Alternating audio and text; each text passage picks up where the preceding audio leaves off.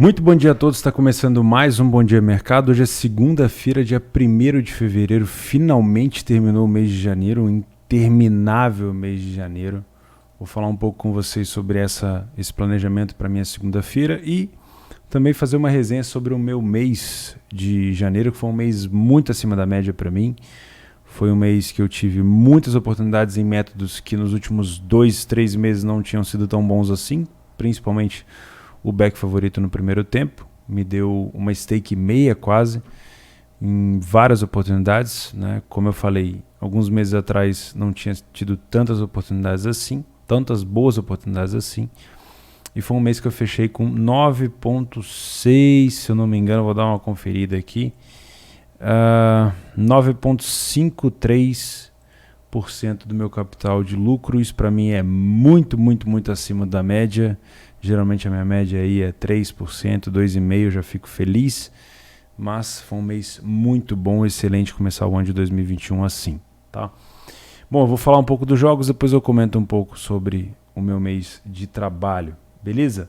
Começar aqui com Santa Clara e Belenenses, jogo da Primeira Liga de Portugal. Para quem gosta do Campeonato Português, não se sinta obrigado a dar uma olhada nesse jogo.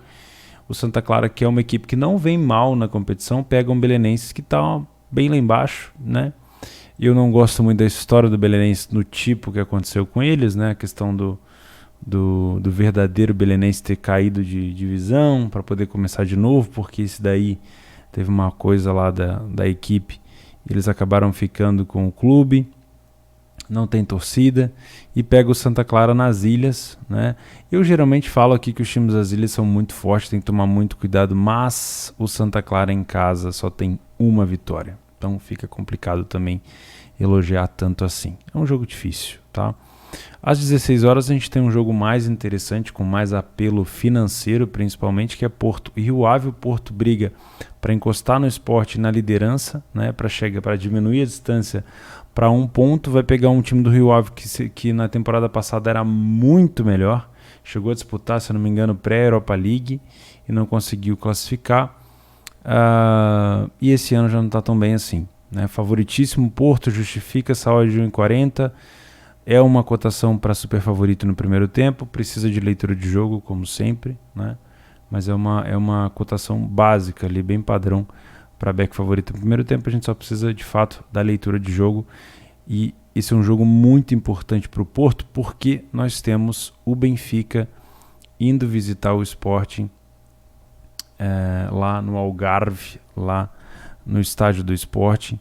E esse é um jogo assim que tem um apelo muito grande, né? Porque quando começou o campeonato, o Benfica era taxado como grande favorito para disputar o título com o Porto. O Sport está fazendo uma campanha muito boa mesmo. Acabou de ser campeão lá da Taça da Liga, tá tendo uma campanha muito boa. E o Benfica, que tinha uma estimativa de ter um comportamento muito bom na Liga, de estar liderando com folga, não está tão bem assim. Dá uma olhada, ó. O mesmo número de jogos, o Benfica está a 6 pontos do Sporting. Ainda não sei, não tenho certeza se ainda está sofrendo com problemas de Covid. Vou dar uma olhada na escalação depois. Os amigos portugueses com certeza vão me ajudar aqui. Vocês dão uma olhada nos comentários aí, que provavelmente alguém vai estar falando sobre isso. O Jesus, eu não sei se também segue internado por conta da Covid, se está em casa já. Faz diferença não ter o Jesus no banco de reserva, provavelmente vai fazer diferença. E aqui é uma situação da seguinte maneira: a gente tem uma cotação de jogo parelho, não tem favorito, vocês podem ver que está praticamente idêntico, né? Na hora do jogo, talvez com algum tipo de notícia, a gente tem ali uma esticada da odd, mas continua sendo um jogo parelho. Se o Sport vencer, abre 9 pontos para o Benfica, e aí, na minha opinião, passa a ser um título disputado somente por Sporting e Porto.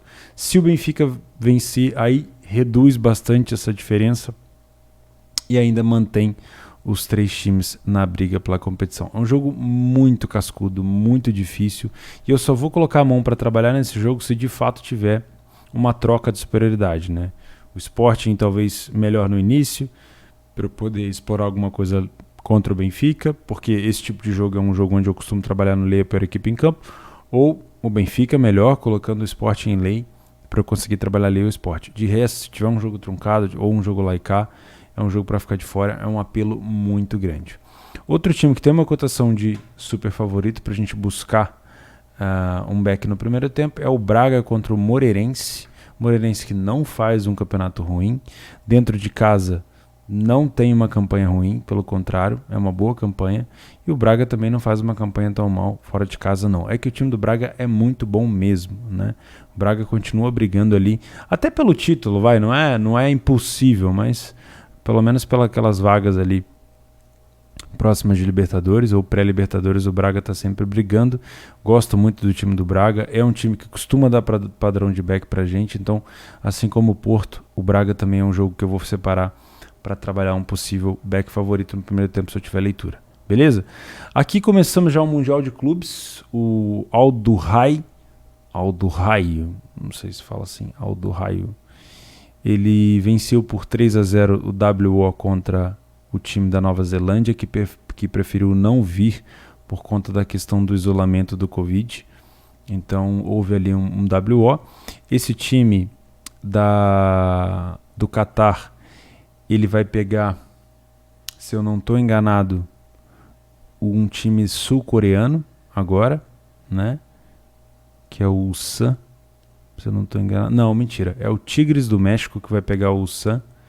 E esse Al-Duhail vai pegar o time do Egito, Al-Ahly, se eu não estou enganado, né?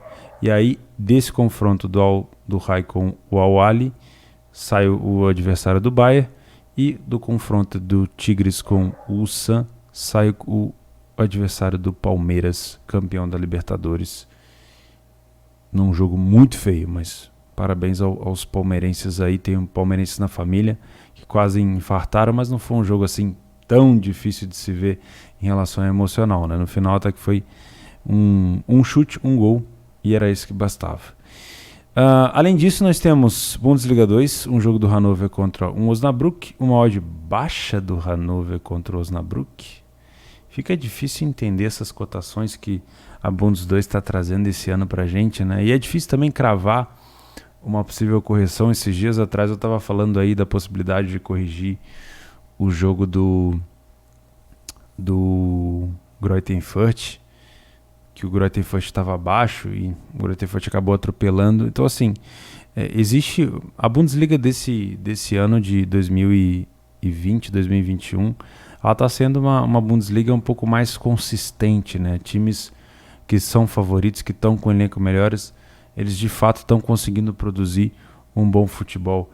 Então é muito mais tranquilo para quem gosta de trabalhar em equipes super favoritas na Bundes 2, se expor um pouco mais no mercado. Porém, como eu tenho lembranças muito não gratas de Bundesligas passadas, de temporadas passadas, onde essas equipes não eram nada consistentes, né, onde as cotações baixas nem sempre se mostravam favoráveis, eu continuo mantendo o pé no chão. Eu não gosto de trabalhar essas cotações de 1,70, 1,60, 1,50, então nem se fala.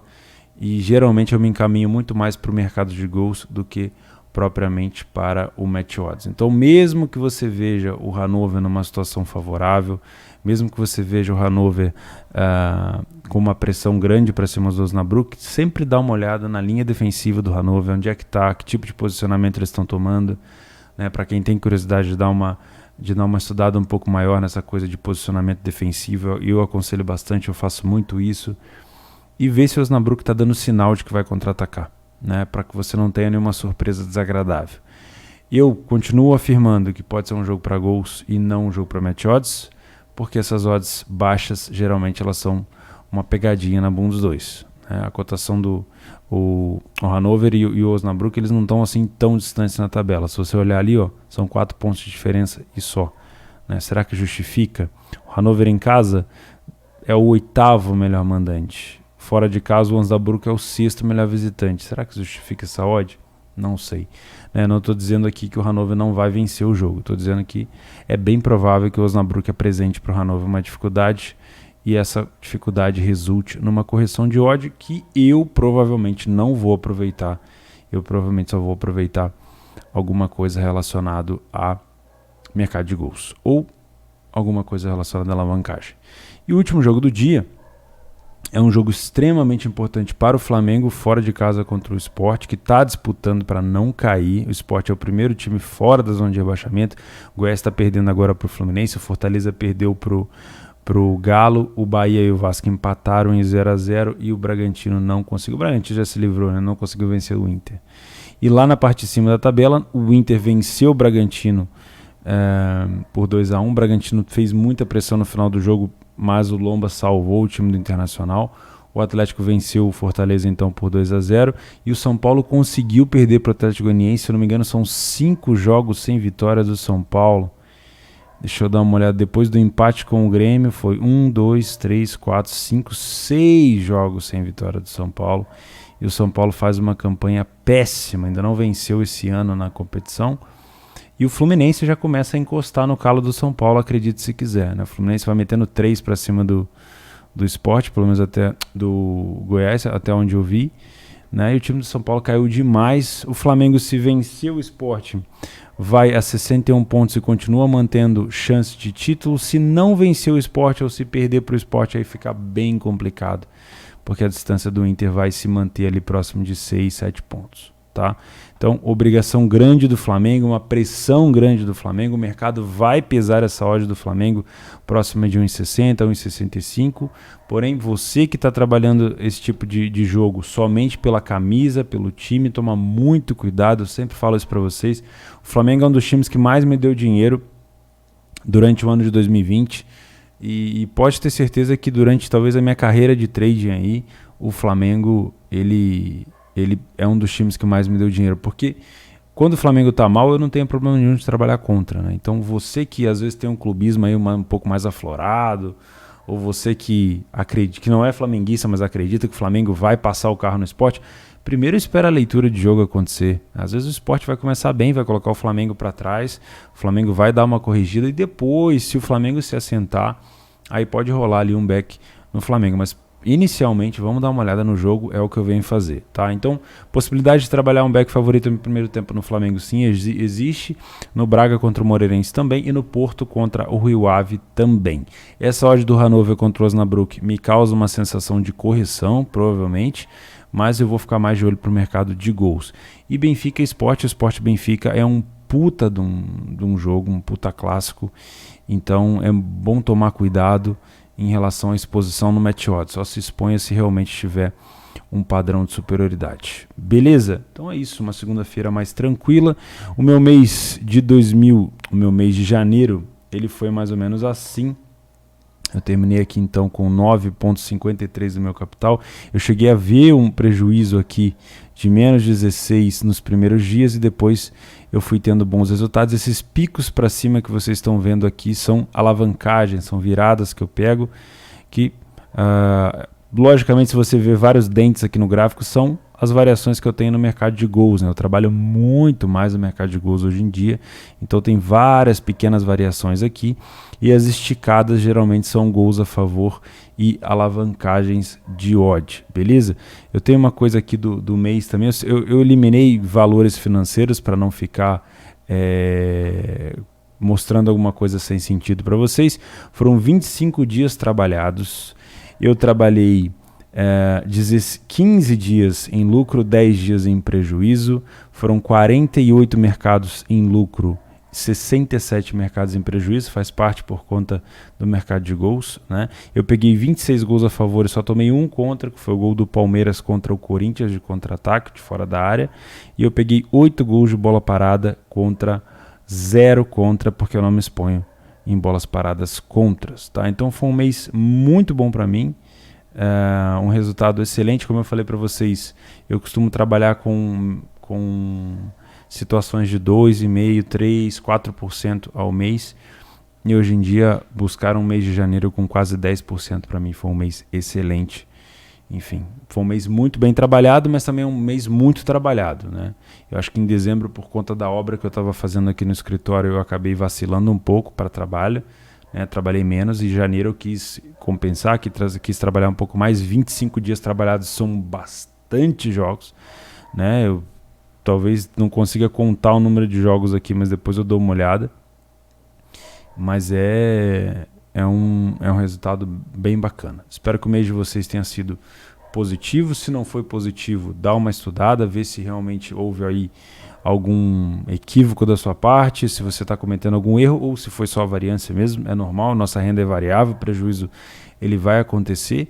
E, claro, tomar sempre como aprendizado, não só no prejuízo, mas também no lucro. Beleza? Agradecer mais uma vez a parceria de vocês aqui todos os dias, porque se eu tenho bons resultados no meu mês, pode ter certeza que vocês são importantes nisso também. Vir aqui todos os dias gravar conteúdo para vocês, me preparar para os jogos, facilita muito meu mês de trabalho, me ajuda bastante. E logicamente contar com os comentários de vocês aí embaixo, me ajudando com escalação, com algumas dicas, sempre vai ajudar muito no meu mês. Então eu espero que eu esteja contribuindo de alguma forma à ajuda de vocês. Valeu? Um excelente mês de fevereiro para todo mundo que está começando agora, uma excelente segunda-feira e a gente se vê amanhã. Um abraço.